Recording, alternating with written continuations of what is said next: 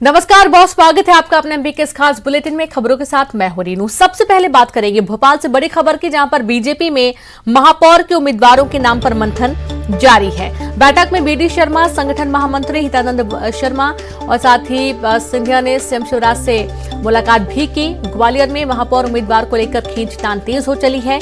ग्वालियर के पैनल में वीरा लोहिया, सुमन शर्मा, माया सिंह और समीक्षा गुप्ता का नाम, तो वहीं उज्जैन, रतलाम, छिंदवाड़ा, बुरहानपुर, सतना में प्रत्याशी तय हो चुके हैं। भोपाल में कृष्णा गौर के नाम पर पार्टी नियम से कर सकती है समझौता। मालती राय और उपमा राय को लेकर नहीं बन पा रही एक राय। भोपाल में कृष्णा गौर का नाम तय होता है तो इंदौर में विधायक रमेश मेंदोला अपनी दावेदारी कर सकते हैं। इंदौर से गौरव रणदिवे, पुष्य मित्र भार्गव और निशांत खरे के नाम पर चर्चा हो रही है। जबलपुर के लिए कमलेश अग्रवाल, जितेंद्र जामदार के नाम पर चर्चा हो रही है। सिंगरौली में वीरेंद्र गोयल की दावेदारी सामने आई है। तो इस तरीके से बीजेपी में महापौर के उम्मीदवारों को लेकर नाम को लेकर मंथन जारी है। बैठक में बीडी शर्मा, संगठन महामंत्री हितानंद शर्मा मौजूद हैं। सिंधिया ने सीएम शिवराज सिंह चौहान से मुलाकात भी की और बता दें कि ग्वालियर में महापौर उम्मीदवार को लेकर खींचतान तेज हो रही है। और ज्यादा जानकारी के साथ संवाददाता मनोज जुड़ गए। मनोज, बैठक चल रही है, बैठक के दौरान जो उम्मीदवारों का मंथन है नामों को लेकर, वो अभी लगातार मंथन जारी है। बैठक में तमाम बड़े लोग मौजूद हैं, एक राय नहीं बन पा रही है कई क्षेत्रों को लेकर।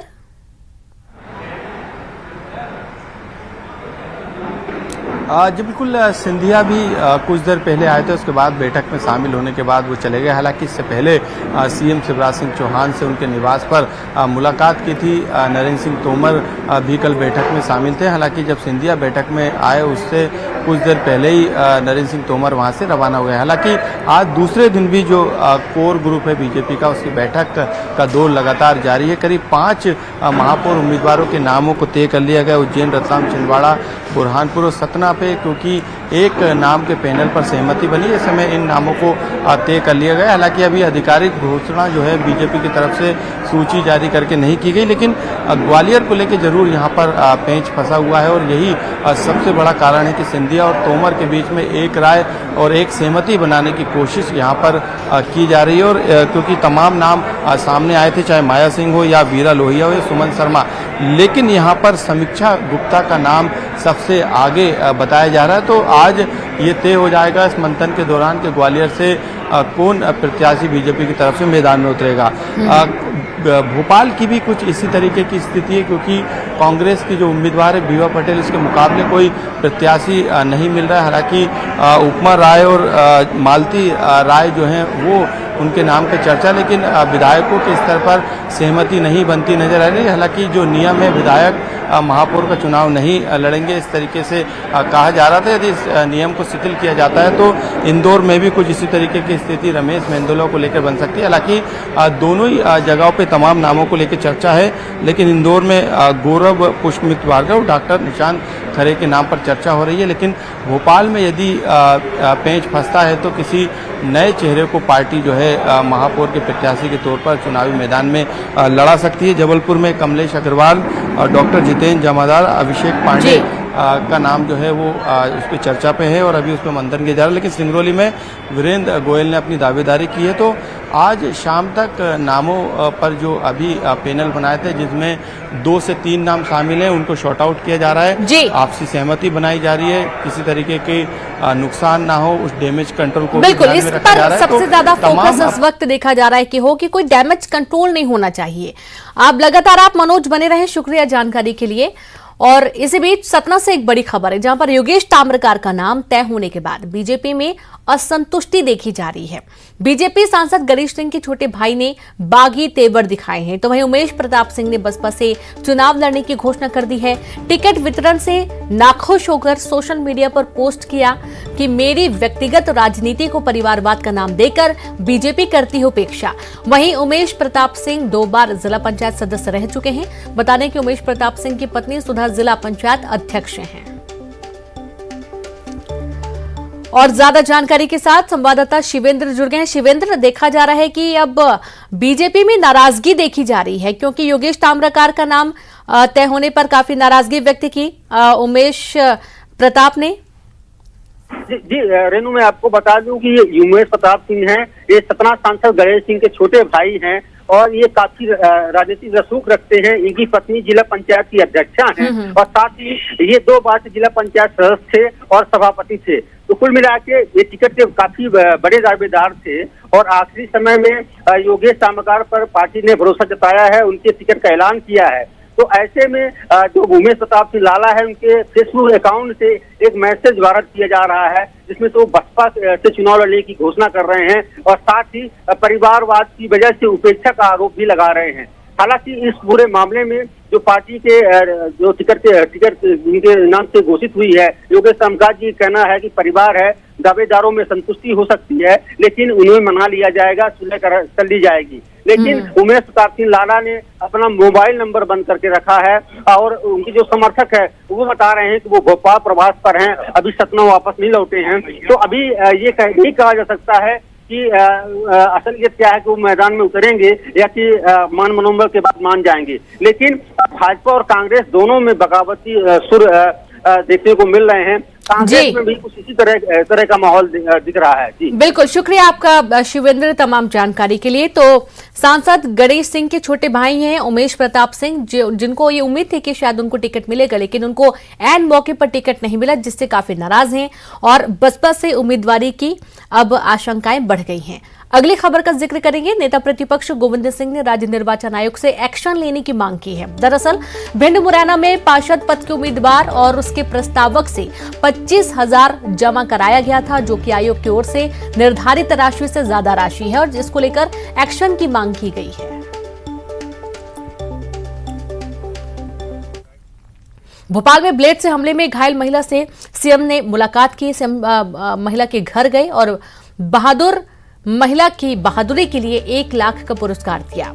टीटी नगर इलाके में महिला पर ब्लेड से हमले की घटना से नाराज सीएम ने भोपाल कमिश्नर गुलशन बामरा, पुलिस आयुक्त भोपाल मकरंद देउस्कर को तलब किया और पुलिस ने मामले में साधारण धाराओं में एफआईआर दर्ज कर खाना पूर्ति की थी। हालांकि सीएम की बैठक में पुलिस कमिश्नर मकरंद देउस्कर ने 3 बदमाशों की गिरफ्तारी की बात कही है।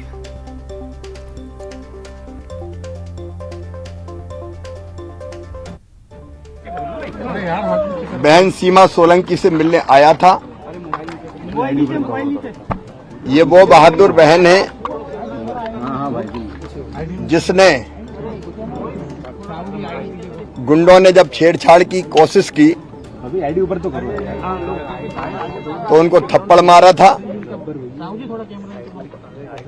पहले वो भाग गए थे भीड़ देख के और बाद में जब अपने पति के साथ सीमा जा रही थी तो ब्लेड उसको मारी। इस घटना से मेरा मन दुखी भी है लेकिन उद्वेलित ज्यादा है। जिन अपराधियों ने ये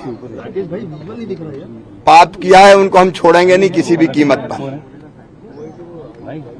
उनको कठोरतम सजा दी जाएगी, कठोर कार्रवाई की जाएगी। आज सवेरे ही मैंने बैठक बुला के साफ कह दिया है कि इस तरह की घटना बर्दाश्त नहीं की जाएगी। गिरफ्तार तो हो गए, कठोरतम कार्रवाई होगी। लेकिन मैं सीमा के साहस को प्रणाम करता हूं, बधाई देता हूं कि उसने चुपचाप सहा नहीं और किसी ने अगर आपत्तिजनक हरकत की तो हिम्मत के साथ मुकाबला किया। सीमा का संपूर्ण इलाज हम कराएंगे। अभी डॉक्टर आए हैं, देखेंगे प्लास्टिक सर्जरी और बाकी क्या हो सकता है उसकी व्यवस्था करेंगे। और सीमा के साहस के लिए उसको 1 लाख रुपए का मैंने पुरस्कार दिया है। अन्याय सहन नहीं करना, अन्याय के खिलाफ लड़ना, इसकी प्रेरणा बनी है सीमा। मैंने बेटे बेटियों के बारे में पूछा, वो पढ़ते हैं, अभी यहां से दूर पढ़ते हैं। तो मैंने कलेक्टर को निर्देश दिया है कि अहमदाबाद मतलब उस इलाके के बजाय आसपास ही उनका एडमिशन होगा। सीमा के पति पुताई का काम करते हैं। जिनने ये हरकत की है, ऑटो के लाइसेंस, अब जिंदगी भर ऑटो तो क्या कुछ भी नहीं चला पाएंगे वो, और बाकी कार्रवाइयां हो रही है।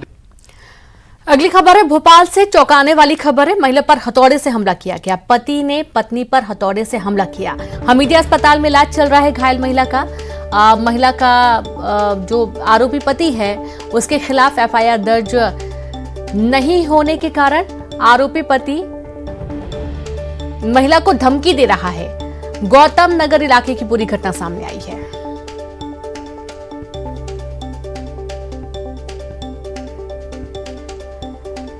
तो आरोपी पति पर एफआईआर दर्ज हो चुकी है, लेकिन गिरफ्तारी नहीं होने के चलते अब जो आरोपी पति है वो महिला को लगातार धमकी दे रहा है। संवाददाता मनोज जुड़ गए हैं। मनोज, हथौड़े से हमला किया महिला पर, कारण क्या थे इस हमले के?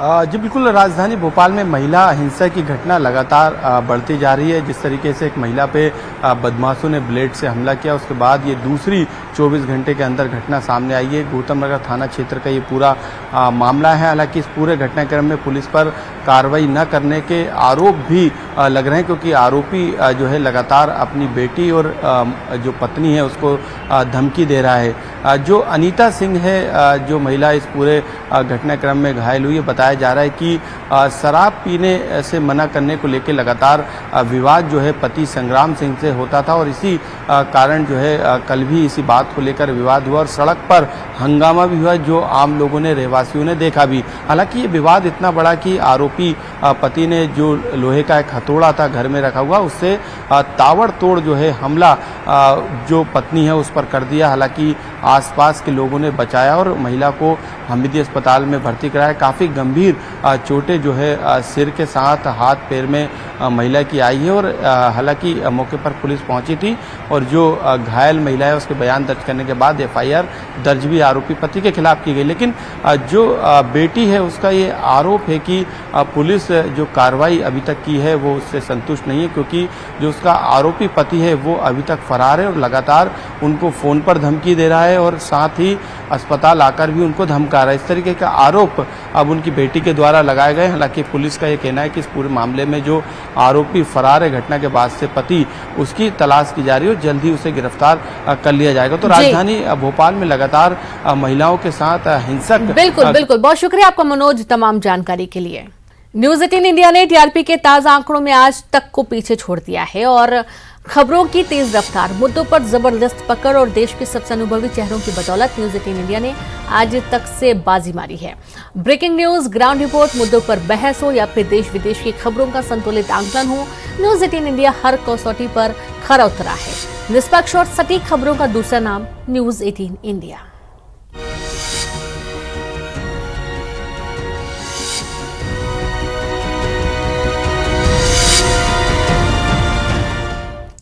और इसी के साथ इस बुलेटिन में इतना ही। नमस्कार।